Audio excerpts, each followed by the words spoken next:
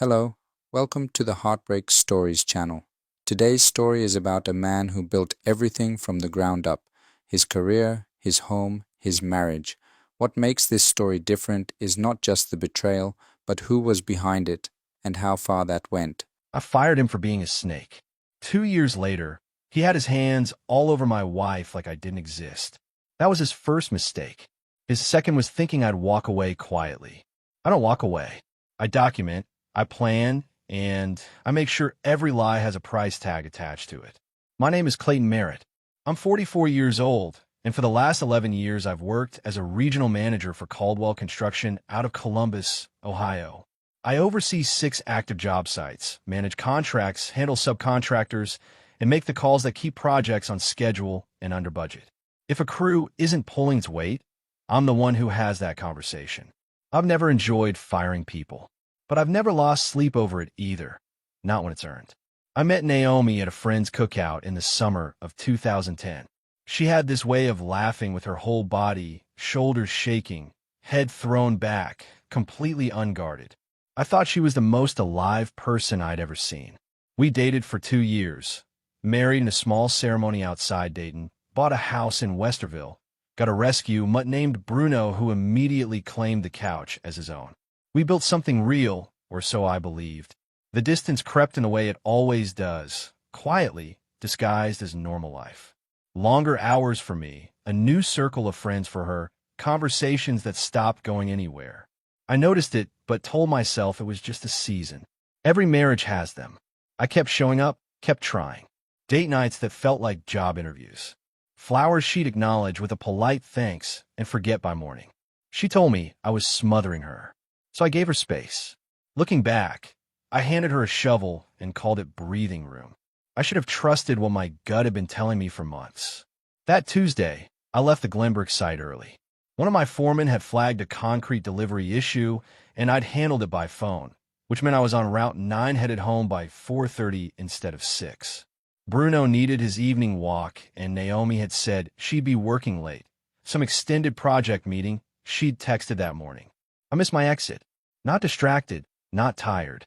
Just missed it the way you sometimes do when your mind is already somewhere else.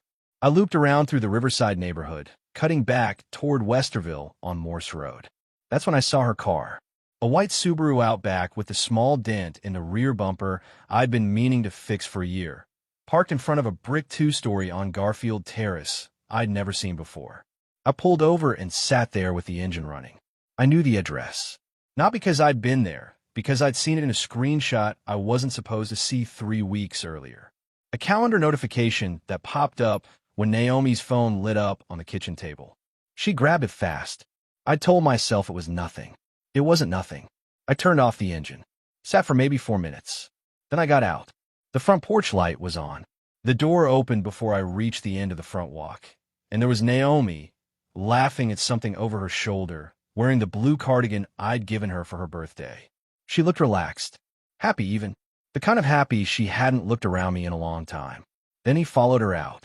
Derek Payne, 38 years old, broad shoulders, the practiced ease of a man who thinks the world owes him a favorable outcome. I recognized him the same instant my stomach turned to stone. Derek had worked under me at Caldwell for 14 months before I terminated his contract 2 years ago. Chronic lateness, 2 safety violations, and a habit of undermining junior crew members to make himself look better. He'd taken the firing personally. Told one of my foremen I'd regret it. I suppose this was his version of collecting. Naomi saw me first. Her laughter died. Derek hadn't noticed me yet. He stepped up behind her and put both hands on her shoulders, casual, familiar, like he'd done it 100 times. Like I wasn't standing 15 feet away on the public sidewalk. He put his hands on my wife like I wasn't even there. I walked toward them at a steady pace.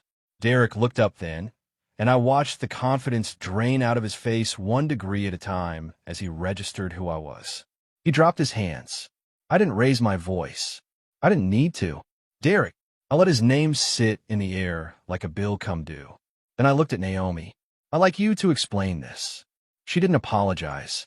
She didn't reach for me. She pulled the cardigan tighter across her chest and said, flatly, "You weren't supposed to be here." Not, "I'm sorry." Not, this isn't what it looks like. Just, you weren't supposed to be here. Like the problem was my timing. Derek cleared his throat and took one step forward. Hey man, maybe you should. Don't. One word. I didn't move, didn't flinch, just looked at him until he stopped talking. Then I looked back at Naomi. How long? She glanced at Derek. He looked at the porch boards. Clayton, she started. How long, Naomi? She pressed her lips together and then, almost quietly, said, 8 months. 8 months. I did the math fast, and it landed like a pallet of concrete off a loading dock. 8 months ago, we were still going to church on Sundays. 8 months ago, I took her to Hilton Head for our anniversary. I stood there for a moment and reminded them both exactly who they were dealing with. Not with a speech, not with rage, but with the stillness of a man who has already made his decision. Derek couldn't hold my gaze. Naomi looked somewhere past my shoulder. Then I turned and walked back to my truck. Bruno was waiting at the window when I got home. He pressed his broad head against my knee the moment I sat on the floor of the entryway, and I put both hands in his fur and didn't move for a long time. That was the last quiet moment for a while. I drove home on autopilot that night. Didn't turn on the radio, didn't call anyone. Just watched the road and let my mind run through the math of 8 months the way I'd run through a budget, line by line, date by date, looking for where the numbers stopped adding up. Bruno was already asleep by the time I heard Naomi's car in the driveway. I didn't move from the kitchen table. I just sat there with a glass of water I hadn't touched and waited. She came in through the side door, keys jingling, and stopped when she saw me. We need to talk, I said. She set her bag down slowly. Clayton, sit down, Naomi. She sat, and for a moment, she looked like the woman I married, uncertain, a little soft around the edges. Then she straightened her back and the mask came back up. I know what you're going to say, she began. Then save us both some time and don't make me drag it out of you. I kept my voice even. Derek Payne, 8 months. Walls, don't I know? She looked at the table. That's most of it. Most of it, I repeated. So there's more. She exhaled slowly. It started before the summer. It wasn't planned, it just... Don't. I held up one hand. Don't tell me it just happened. Parking your car at his house doesn't just happen. Wearing my gift to his porch doesn't just happen. That landed. She glanced down at the cardigan, and for the first time something close to shame moved across her face. You knew who he was? I pressed. You knew I fired him. You knew exactly what kind of man he is.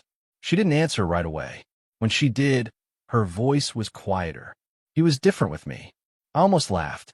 He got fired for cutting corners on a job site and intimidating the guys under him. That's not a personality someone switches off for the right woman. Naomi. That's who he is. She folded her hands on the table. I'm not going to sit here and defend him to you. Then defend yourself. Tell me what I did wrong. Tell me what I missed. You didn't do anything wrong. She said it like it was supposed to be a comfort. That's not what this is about. Then what is it about? She was quiet for a long moment, eyes somewhere past my shoulder. Then I stopped feeling like a priority. I stopped feeling like you actually saw me. I sat with that. Let's settle. Because part of me, the part that had been lying awake at night for months, recognized something in those words. And part of me knew she was using a real feeling as a cover story for a choice she'd already made long before she bothered to say any of this to me. You could have told me that, I said finally. You could have said those exact words 6 months ago, and I would have listened. But you didn't come to me. You went to him. And not just any him. The man who spent 14 months trying to undermine my job and left my sight threatening to get even. Her jaw tightened. I didn't know about that. You knew I fired him for cause. You knew I didn't speak highly of him. That's enough. She stood up, moved to the counter, arms crossed. So what now? You want me to beg? You want an apology you can hold over me? I stood up too. I want the truth for once. That's all I ever wanted. She turned to face me, and her expression shifted, cooler, more controlled. The version of Naomi that knew how to manage a room.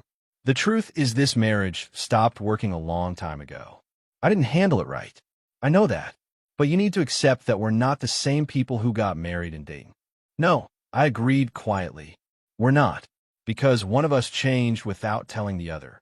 She didn't have an answer for that. I walked to the back door and let Bruno out into the yard. Stood on the deck and watched him nose around the edge of the fence in the dark. The air smelled like cut grass and coming rain. Behind me, I heard Naomi go upstairs. No more words, no more attempts. I stayed on that deck for a long time. When I came back inside, I went straight to the desk in the spare room and opened my laptop. I wasn't angry anymore. Anger burns fast. What I felt instead was cold and clear and deliberate. I opened the shared cloud account we use for household documents, the one she hadn't thought to change the password on, and I started reading. Well, I found there changed everything. This wasn't a stumble. This was a system. I've managed construction projects long enough to know that the most dangerous problems are the ones that look minor on the surface. A hairline fracture in a load-bearing wall. A contractor who files clean reports but never quite finishes on time. You learn to document everything, because the day you need proof is never the day you expected. That instinct saved me. I spent the early morning hours at the spare room desk with a legal pad and my laptop, building what I mentally called the file. Bank statements first. I had access to all our joint accounts, and what I found made my jaw tighten. Recurring transfers, small enough not to trigger a conversation, large enough to add up fast. Over 8 months, just under $4,000 had moved from our joint savings into an account I didn't recognize. The transfers were labeled personal expenses. Then the cloud drive. Naomi used it for everything. Grocery lists, home warranty documents, her sister's birthday reminders. She'd also used it, apparently, to store a folder she'd named Client Notes, which contained no clients and no notes. What it did contain were screenshots of text conversations, hotel confirmations, and a shared Google Calendar that wasn't our shared Google Calendar. I photographed every screen with my phone. Then I emailed the most critical files to a separate account I created that morning using a name she wouldn't recognize. At 6:15, I heard her moving around upstairs. I closed the laptop and made coffee. When she came downstairs, I was standing at the counter with a mug, already dressed. She slowed when she saw me. "You sleep at all?" "Enough," I replied. "Sit down. I have a few more questions." She poured herself coffee and sat at the table, watching me carefully.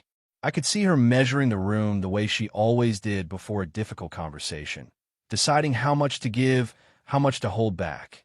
I set my phone face up on the table between us, open to a screenshot of the hidden calendar.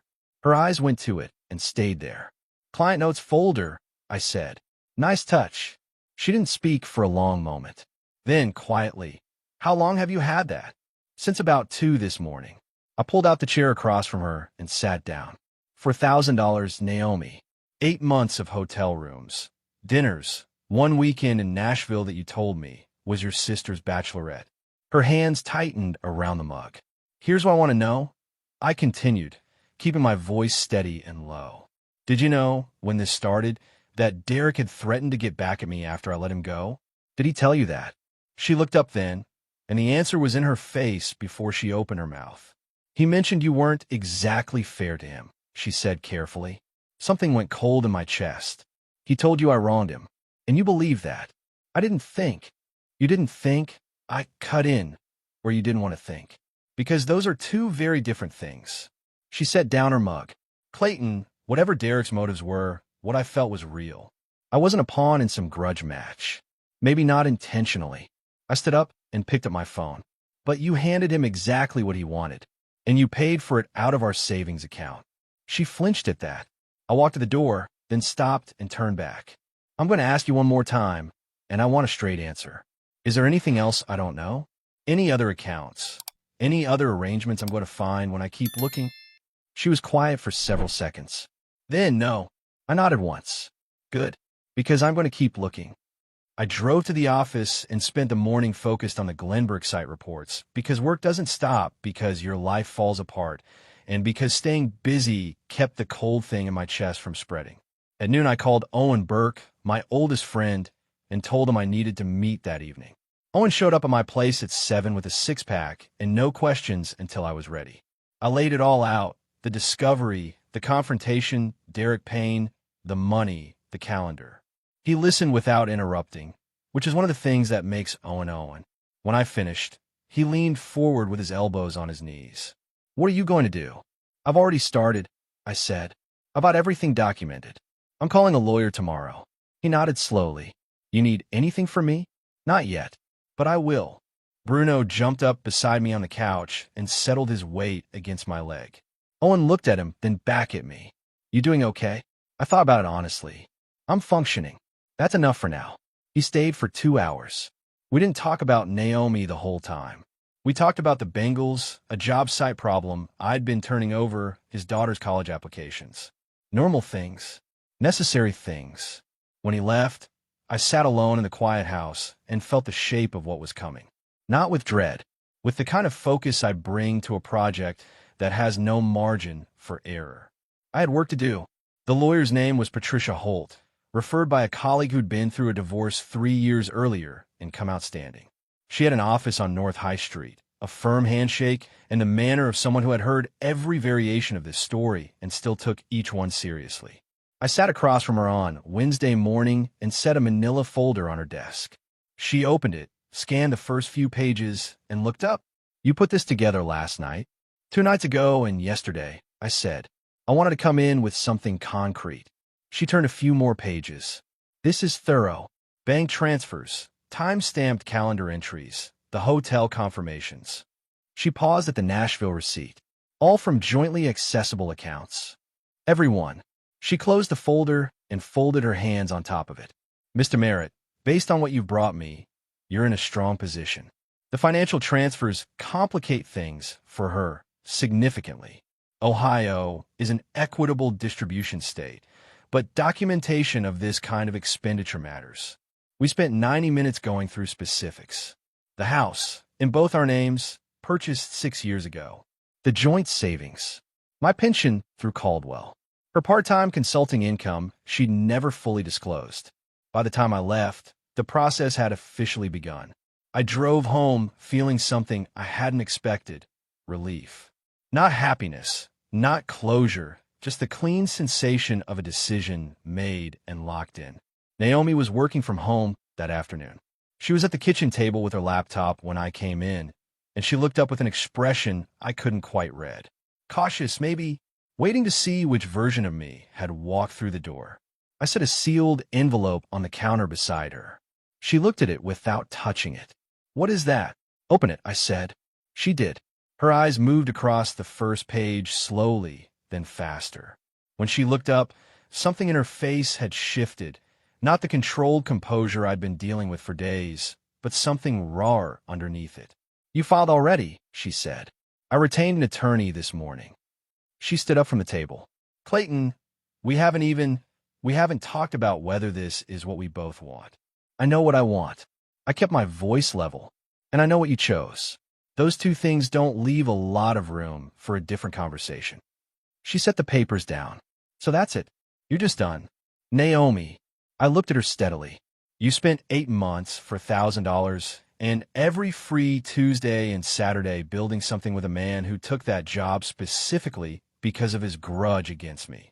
You had a second calendar, a second account, and a cover story for every weekend. That's not a mistake. That's a decision. A long series of them. Her voice dropped. I told you I wasn't happy. You told me you needed space. That's not the same thing. I picked up my keys from the counter. I'm going to stay at Owen's for a few nights. I'll be back Saturday to get some things. Patricia Holt's contact information is on the second page. You'll want to find your own representation. She stood very still. You planned all of this. I documented the truth and acted on it. I paused at the door. That's what I do. I whistled for Bruno, clipped his leash, and walked out into the afternoon air. Behind me, I heard nothing. No door slam, no called out word. Just silence. Bruno trotted beside me down the sidewalk, tail moving steadily, completely unbothered by the fact that the world had just changed. Dogs have a gift for that. They live in whatever moment they're in and trust that you know where you're going. I was starting to trust that again, too. I was on site at Glenbrook Friday morning when my phone buzzed with an unknown number. I let it go to voicemail. 40 minutes later, during a break between contractor walkthroughs, I played it back. Clayton, this is Renee Holloway, Naomi's friend. I know this is out of nowhere, and I understand if you don't want to talk to me. But there are things you should know. Please call me back. I stood beside my truck in the site parking lot and listened to it twice. Renee Holloway. I met her maybe 4 or 5 times over the years, birthday dinners, a 4th of July cookout. Quiet woman, careful with her words. She and Naomi had been close since before I came into the picture. I called her back within the minute. She answered on the second ring. Her voice was steady but tight, the way people sound when they've been rehearsing something difficult. She asked if we could meet in person somewhere away from the neighborhood. I suggested a coffee shop off Morse Road. I knew she wouldn't normally have reason to visit. She was already there when I arrived, a half-drunk tea in front of her and a manila envelope on the table. I sat down and waited. I've been going back and forth about this for 2 months, she said. I want you to know that. I appreciate you making the call, I replied. She slid the envelope across the table. I didn't print everything, just what I thought mattered most. The rest I can forward if your attorney needs it. I opened it carefully. Screenshots, text conversations between Renee and Naomi. I scanned the first few and felt the temperature in the room drop. Naomi hadn't just stumbled into Derek Payne. She'd known exactly who he was. There were messages going back 14 months before the affair started, in which she mentioned running into him, then talking to him, then meeting him for coffee. And in one message, dated about 2 weeks before I would have estimated the affair began, Naomi had written, "He's still bitter about Clayton letting him go. Honestly, I get it. Clayton can be cold when he decides someone's done." Renee watched me read. She didn't fill the silence with apologies. She knew about his grievance against me. I said, not looking up. She knew, and she didn't tell you. Renee wrapped both hands around her mug. I told her she was playing with fire. I told her twice. She said she could handle it and that it wasn't serious. She paused. Then it became serious, and she asked me to cover for her at a family thing in March. I said no. That's when we stopped talking as much. I set the papers down. She used you before that, though, as an alibi. Renee nodded. Just once, but it was enough. A few times. I didn't know what I was covering for. When I figured it out, I stopped. We sat there for a moment. Outside, a light rain had started against the coffee shop window. "Why now?" I asked. She looked at me directly. "Because I found out she's telling people you became controlling after the separation. That you're making her life difficult on purpose." Her jaw tightened slightly, and that didn't sit right with me. "You've never been anything but decent to everyone I've ever seen you interact with." I thanked her, genuinely. She nodded, finished her tea, and left without making it into more than it was. I sat there for another 10 minutes, going back through the messages. Then I texted Patricia Holt and told her I had supplemental documentation she'd want to see. That evening I came home to get Bruno's food and an extra set of clothes. Naomi was upstairs. I could hear her on the phone, voice low, doing what she did best, managing the narrative. I didn't announce myself. I moved through the house quietly, gathered what I needed, and left. In the truck, Bruno settled in the back seat and exhaled the long, satisfied breath of a dog who has no idea what's happening and couldn't care less. I drove toward Owen's place with the rain picking up on the windshield and Renee's envelope on the passenger seat. The picture was complete now. Every angle accounted for. I wasn't angry. I was ready. The dinner was at Forsyth Grill, a downtown Columbus restaurant with good lighting and better steaks. My colleague Dan Whitaker had suggested it for a working dinner. He was overseeing the bidding process on a new mixed-use development near Easton, and he wanted my red on 2 of the subcontractors in the running. I'd worked with both of them before. It was exactly the kind of conversation I was built for. I arrived at 7, shook Dan's hand, and we settled in at a corner table with drinks and the bid documents spread between our plates. The restaurant was maybe 2/3 full, ambient noise low enough to talk business without raising our voices. I was explaining my experience with one of the contractor's safety record when I noticed Dan's eyes flick past my shoulder. I turned. 3 tables away, angled toward the far wall, were Naomi and Derek Payne. They hadn't seen me yet. Naomi was talking, gesturing slightly with her wine glass, and Derek was leaning in the way men do when they want someone to think they're listening. He had one arm stretched across the table toward her, fingers close to her hand. Comfortable. Territorial. I turned back to Dan. "Sorry," I said. "You were saying about the permit timeline." Dan blinked, then recovered.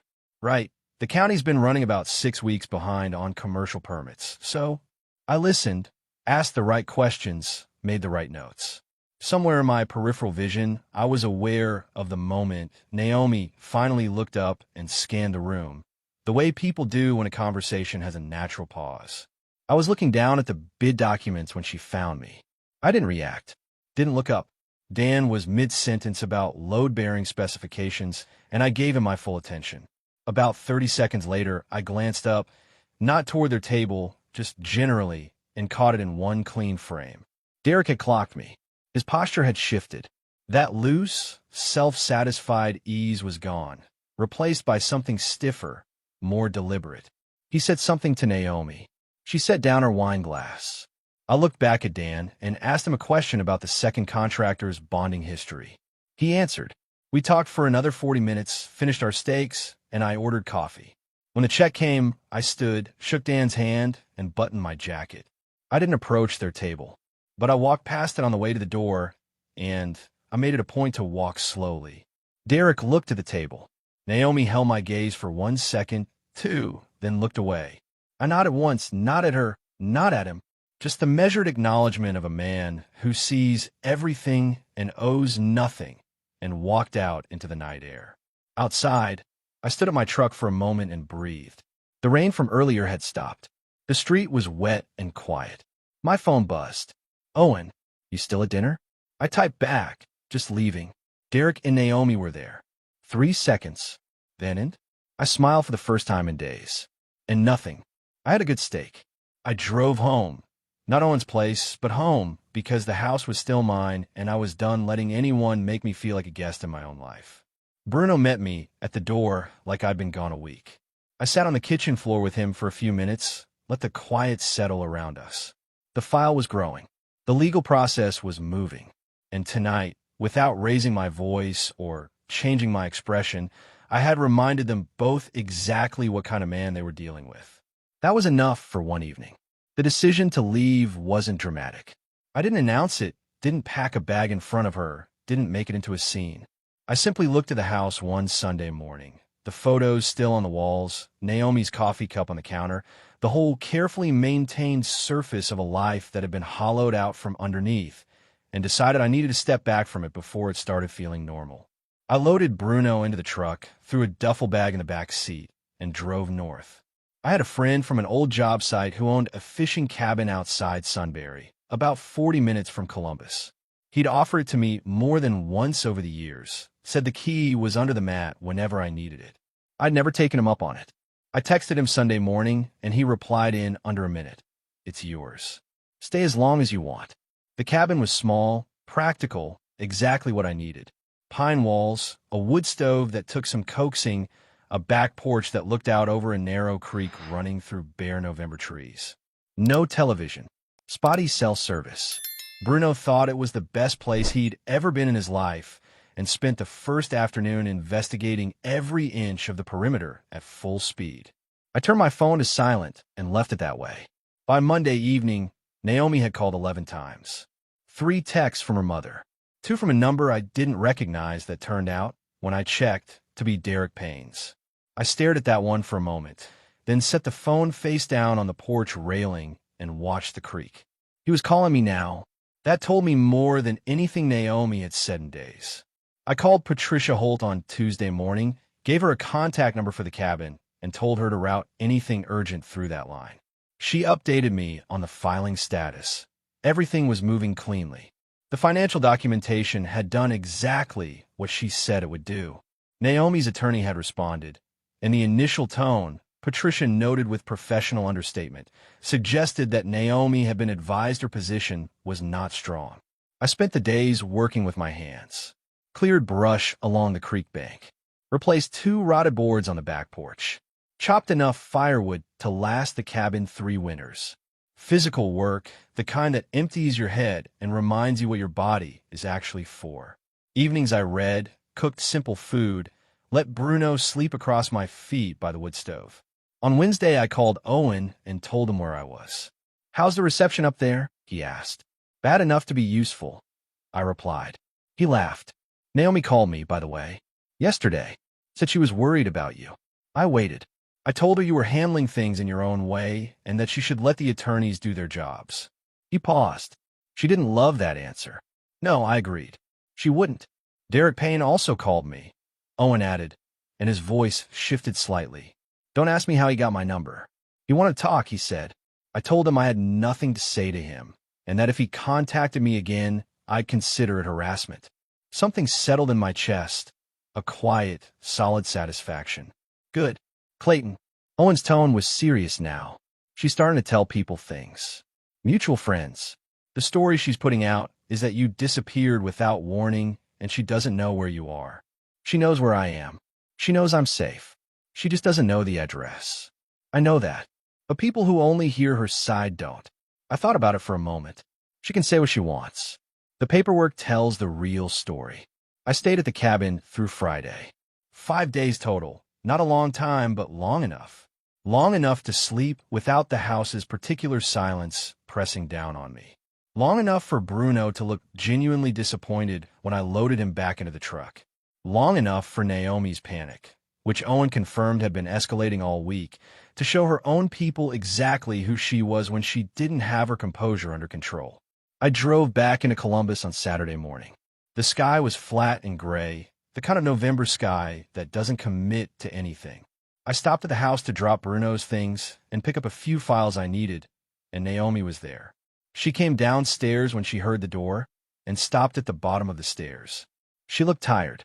Not the polished tired she performed sometimes when she wanted sympathy, but genuinely worn, like she'd been running a script for 5 days straight and had finally run out of lines. I didn't know where you were, she said. I needed space, I replied, setting my keys on the counter. I thought you'd understand that. You're the one who told me I needed to give more of it. She flinched, didn't respond. I picked up the files from the desk, checked on Bruno's water bowl, and headed back to the door. I paused with my hand on the frame. Naomi, whatever you've been telling people this week, Owen, your friends, whoever else, it's going to be measured against the record. You know what that record says. I kept my voice even. Act accordingly. I left her standing in the hallway.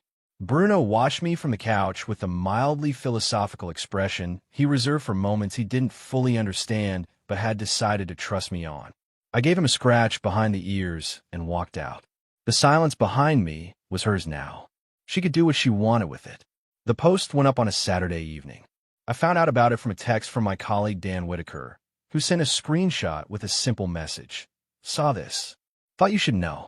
It was Naomi's social media, a platform she used mostly for home decor and the occasional dinner photo. The post was a photograph of an empty coffee mug on a windowsill, rain on the glass behind it, the caption carefully composed, "Some seasons strip everything away. Grateful for the people who show up when the person who was supposed to be there just disappears. Healing is non-linear, but it's happening." 46 likes. A string of comments. Sending love, you deserve so much better, we're here for you. From people who had no idea what they were actually supporting. I read it twice. Set my phone down. Picked it up again. I had two options. Ignore it, which was the dignified choice and the one that protected my legal position. Or respond, which was the emotionally satisfying choice and the one that would cost me. I ignored it. What I did instead was send 3 people a document. Not a post, not a public statement. A document, a tidy, factual summary of the timeline, with dates, dollar amounts, and the key fact from Renee's screenshots. No editorializing, no emotional language. Just a record. I sent it to Dan, to my friend Greg Tully from the Industry Association, and to Naomi's cousin Bev, who I knew was one of the people closest to her family and would understand what she was reading. I did not ask them to share it. I did not tell them what to do with it. I simply made sure that the people most likely to hear Naomi's version also had access to mine. Within 24 hours, the comment section on her post had gone quiet. No new supportive messages. A few of the earlier ones deleted. Dan texted me. Bev called me. She's not happy with Naomi. I didn't respond to that one. Naomi called me Sunday night, and her voice when I answered was different. The careful control stripped back, something rawer and sharper underneath. You sent that document to Bev, she said, not a question. I shared accurate information with a few people. I replied, you're trying to destroy me. I'm trying to make sure the truth is available to people who are being told a story. I said, that's not destruction. That's documentation. She went quiet for a moment. Then, my attorney says you've been thorough. Your attorney is right. Clayton, her voice dropped. Is there anything left here to save? Any part of you that wants to find a way through this? I sat with that question for a full 10 seconds. Not because I was tempted, but because she deserved a real answer. No, I said. There isn't. Not after what I found in that folder. Not after Derek. Not after you let me stand in front of you on that porch and treated me like an inconvenience. I kept my voice level. What I want is for this to be finished cleanly and fairly, and then I want to move forward. That's all I want from you now. She spent 8 months lying, cheating, spending their money, and then she calls and asks if there's anything left to save. Clayton gave her the most honest answer he could, and honestly, I respect him for it. She didn't respond. After a moment, the line went quiet. I set the phone down and looked across the living room at Bruno, who had arranged himself in the exact center of the couch with the authority of a dog who has decided that the furniture situation has permanently improved. I wasn't angry. I wasn't even sad.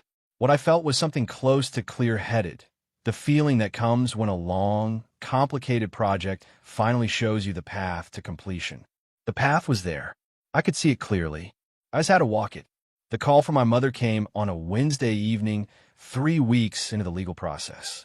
I was at Owen's kitchen table going through the latest round of documents Patricia had forwarded, a response from Naomi's attorney that was, as Patricia had predicted, considerably less aggressive than the opening position. The financial documentation had done its work. My mother, Irene Merritt, was 68 years old and had lived alone in a house outside Dayton since my father passed 9 years ago. She called me every Sunday without fail, brief and practical. How's the job? How's the weather? How's Bruno? She did not call on Wednesdays. When her name appeared on my screen that evening, I stepped away from the table and answered. Clayton. Her voice was steady, the way it always was, but underneath the steadiness was something careful, something she'd been carrying for a while. I spoke to Naomi's mother today. Ellen called me. I leaned against the wall. What did she say? Her version of events. A pause. I listened. Then I told her I'd speak to you before forming any opinions. I appreciate that. I've been thinking about what to say to you for 2 days now.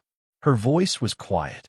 I want to tell you something, and I need you to hear it as your mother, not as someone trying to make things better or worse. Go ahead. She took a breath. I never fully trusted Naomi. From the beginning, there was something in how she looked at you, not with love exactly, but with calculation, like she was measuring the distance between what you were and what she needed you to be. She stopped. I never said anything because you were happy or you seemed happy, and it wasn't my place to plant seeds of doubt in a marriage I hoped I was wrong about. Her voice tightened slightly. I was not wrong, and I'm sorry I stayed quiet.